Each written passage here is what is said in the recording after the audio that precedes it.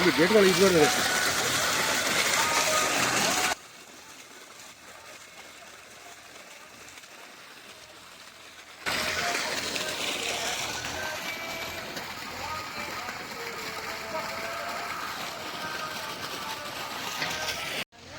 ಇಲ್ಲಿ ಒಂದು ಬೋರ್ವೆಲ್ಗೆ ಒಂದು 7.5 HP ಒಂದು ಮೋಟರ್ಗೆ ಒಂದು ಸೋಲಾರ್ ಪ್ಯಾನಲ್ನ ಇನ್ಸ್ಟಾಲ್ ಮಾಡಿದರೆ ಸರ್. ಸೊ ಅದ್ರ ಬಗ್ಗೆ ಡೀಟೇಲ್ಸ್ನ ಹೇಳ್ತಾರೆ, ಕೇಳೋಣ ಬನ್ನಿ. ಸರ್ ಇದ್ರ ಬಗ್ಗೆ ಡೀಟೇಲ್ಸ್ ಹೇಳ್ತೀರಾ, ಮತ್ತು ನಿಮ್ಮ ಬಗ್ಗೆ ಇಂಟ್ರೊಡ್ಯೂಸ್ ಮಾಡಿಕೊಡಿ. ಎಲ್ರಿಗೂ ನಮಸ್ಕಾರ ಅಂತೇಳಿ. ನನ್ನ ಹೆಸರು ಯತೀಶ್ ಅಂತೇಳಿ. ನಾವು ನಾರ್ಟನ್ ಸೋಲಾರ್ ಮಂಗಳೂರಿಂದ ಬಂದು ಇಲ್ಲಿ ತಿಪ್ಟೂರು ಹತ್ರ ಮಡ್ನೂರು ಹತ್ರ ಒಂದು ಕೃಷಿಕರಿಗೆ ತುಂಬ ಕರೆಂಟಿನ ಸಮಸ್ಯೆ ಇದೆ. ಅವ್ರು ನಮ್ಮ ಹತ್ರ ಹೀಗೆ ಸೋಲಾರ್ ಬಗ್ಗೆ ಎಲ್ಲ ಕೇಳಿದರು. ಸೊ ಅವ್ರಿಗೆ ಸೂಟೇಬಲ್ ಆಗೋ ಥರ ಒಂದು 7.5 HP ನಾವು ಸೋಲಾರ್ ಪಂಪ್ ಇದ್ದು ಇಲ್ಲಿ ಕಂಪ್ಲೀಟ್ ಸೆಟಪ್ ನಾವು ಇಲ್ಲಿ ಇನ್ಸ್ಟಾಲ್ ಮಾಡಿದ್ದೀವಿ.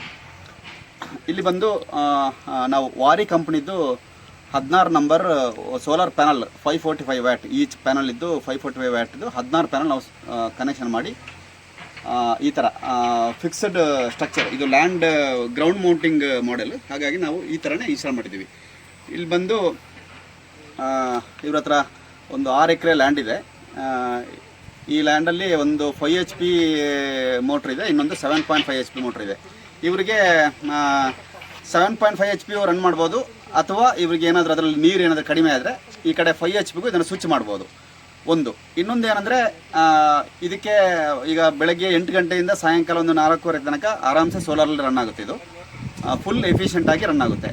ಅವ್ರಿಗೆ ಇನ್ನೂ ಸ್ವಲ್ಪ ಜಾಸ್ತಿ ನೀಡಬೇಕು ಅಂತ ಹೇಳಿದರೆ KEB ಪವರ್ ಕೂಡ ಡಿಪೆಂಡ್ ಆಗ್ಬೋದು. ಅಂದರೆ ಇದರಲ್ಲಿ ನಾವು KEB ಇನ್ಪುಟ್ ಮಾಡಿಕೊಂಡು ಸ್ವಿಚ್ ಮಾಡ್ಬೋದು. KEB ಸೇಮ್ ಮೋಟ್ರನ್ನು KEB ರನ್ ಮಾಡೋ ಥರ ಇದೆ.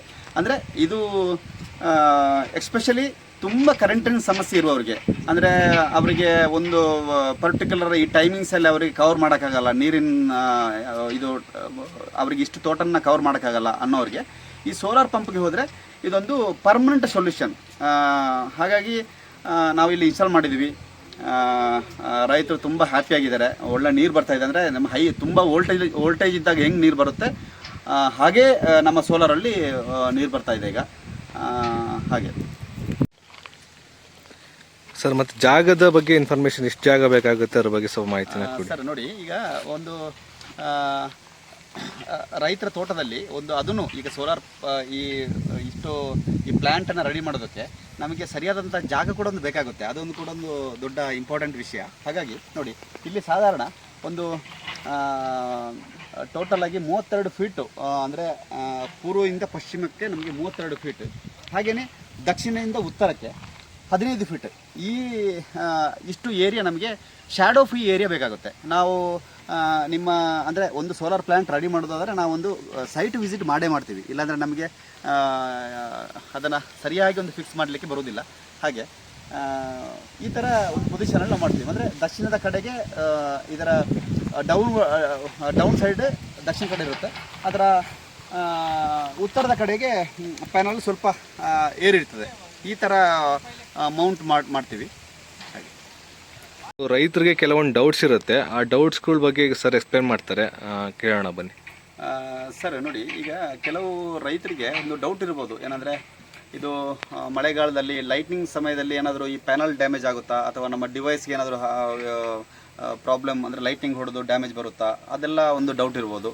ಇನ್ನೊಂದು ಇದೇನಾದರೂ ಶಾಕ್ ಬರೋದು, ಇಲ್ಲಿ ಅಂದರೆ ಇದರದ್ದು ಬಾಕ್ಸ್ ಮುಟ್ಟಿದಾಗ ಶಾಕ್ ಬರುವಂಥದ್ದು. ಯಾಕಂದರೆ ಈಗ ನೀವೊಂದು ನಮ್ಮ ಕರೆಂಟಿನ ಇದಕ್ಕೆ ಈಗ KEBಯಿಂದ ಬರುವಂಥ ಕರೆಂಟಿನ ಒಂದು ಕಂಪೇರ್ ಮಾಡಿದರೆ ಅಲ್ಲಿ ಶಾಕ್ ಬರುವಂಥದ್ದು, ಸರಿಯಾಗಿ ಕನೆಕ್ಷನ್ ಇಲ್ಲ ಅಂದರೆ ಶಾಕ್ ಬರುವಂಥದ್ದು, ಇದೆಲ್ಲ ಇರುತ್ತೆ, ಮಾಮೂಲಿ ಇರುತ್ತೆ. ಹಾಗಾಗಿ ಆ ಒಂದು ಸಮಸ್ಯೆ ಇದರಲ್ಲಿಲ್ಲ. ಯಾವುದೇ ಕಾರಣಕ್ಕೂ ಇದು ಶಾಕ್ ಬರೋದಿಲ್ಲ, ಯಾವುದೇ ಕಾರಣಕ್ಕೂ ಶಾಕ್ ಬರೋದಿಲ್ಲ. ಮತ್ತು ಲೈಟ್ನಿಂಗ್ ಸಮಯದಲ್ಲಿ ಪ್ಯಾನಲ್ ಕೂಡ ಯಾವುದೇ ಕಾರಣಕ್ಕೂ ಡ್ಯಾಮೇಜ್ ಆಗೋದಿಲ್ಲ. ಮತ್ತು ಲೈಟಿಂಗ್ ಟೈಮಲ್ಲಿ ನಮ್ಮ ಪ್ಯಾನಲಲ್ಲಿ ಯಾವುದೇ ವೋಲ್ಟೇಜ್ ಕೂಡ ಪ್ರೊಡಕ್ಷನ್ ಆಗೋದಿಲ್ಲ ಇದು. ಹಾಗೆ ಇನ್ನೊಂದು ನಮ್ಮ ರೈತಾಪಿ ವರ್ಗದವರಿಗೆ ಏನಂದರೆ ಈ ಲೋ ವೋಲ್ಟೇಜ್ ಸಮಸ್ಯೆ, ಈ ಪವರ್ ಇದ್ರೂ ಲೋ ವೋಲ್ಟೇಜ್ ಸಮಸ್ಯೆದಲ್ಲಿ ನಮಗೆ ಒಂದು ಬ್ಯಾಚ್ಗೆ ನಾವು ನೀರು ಬಿಟ್ಟಿರ್ತೀವಿ, ಅದಕ್ಕೆ ನಮಗೆ ಸಫಿಷಿಯೆಂಟಾಗಿ ನೀರು ಬರೋದೇ ಇಲ್ಲ. ಅದೊಂದು ದೊಡ್ಡ ಸಮಸ್ಯೆ. ಮೋಟ್ರ್ ಆನ್ ಆಗುತ್ತೆ, ನೀರು ಬರೋದಿಲ್ಲ. ನೀರಂದರೆ ನಿಮ್ಮ ವೋಲ್ಟೇಜ್ ಇದ್ದಾಗ ಬರುವ ಅರ್ಧದಷ್ಟು ಕೂಡ ಬರೋದಿಲ್ಲ. ಆವಾಗ ನಿಮಗೆ ಅದೊಂದು ಆ ಸಿಸ್ಟಮನ್ನು ನಿಮಗೆ ಒಂದು ಫುಲ್ಫಿಲ್ ಮಾಡೋದು ಭಾರಿ ಕಷ್ಟ.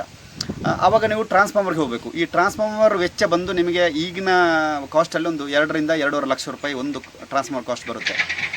ನೀವು ಅದೇ ವೆಚ್ಚವನ್ನು ಈ ಸೋಲಾರ್ಗೆ ಹಾಕ್ಕೊಂಡ್ರೆ ನನ್ನ ಪ್ರಕಾರ ನಿಮಗೆ 1 ಲಕ್ಷ ಏನಾದರೂ ಅದಕ್ಕಿಂತ ಜಾಸ್ತಿ ಬರ್ಬೋದು. ಇದು ಬಂದು ನಿಮಗೊಂದು 27 ವರ್ಷ ಸೋಲಾರ್ ಪ್ಯಾನಲ್ಗೆ ನಾವು ವಾರಂಟಿ ಕೊಡ್ತೀವಿ. ಹಾಗೆಯೇ ನಮ್ಮ ಈ ಡ್ರೈವ್ಗೆ ನಾವು 2 ಇಯರ್ಸ್ ಗ್ಯಾರಂಟಿ ಇದೆ. ಮತ್ತು ಅಪ್ ಟು 20 ಇಯರ್ಸ್ ಇದು ನಮ್ಮ ಏನಾದರೂ ಇದ್ರದ್ದು ಡಿವೈಸ್ ಏನೋ ಹಾಳಾದರೆ ನಾವು ಕಾಂಪೌಂಡ್ ಸಪೋರ್ಟ್ ಇದೆ, ನಮಗೆ ನಾವು ಸರ್ವಿಸ್ ಅವೈಲಬಲ್ ಇದೆ. ಹಾಗಾಗಿ ನೀವು ನಮ್ಮ ಕರೆಂಟಿಗೆ ಕಂಪೇರ್ ಮಾಡಿದರೆ ಇದು ಫಾರ್ ಬೆಟರ್ ಇದೆ. ಹಾಗಾಗಿ ರೈತರಿಗೆ ಒಂದು ಯೋಚನೆ ಮಾಡ್ಬೋದು, ಈ ಸೋಲಾರ್ ಬಗ್ಗೆ ಅಂತೂ ಖಂಡಿತ ಯೋಚನೆ ಮಾಡ್ಬೋದು ನನ್ನ ಪ್ರಕಾರ.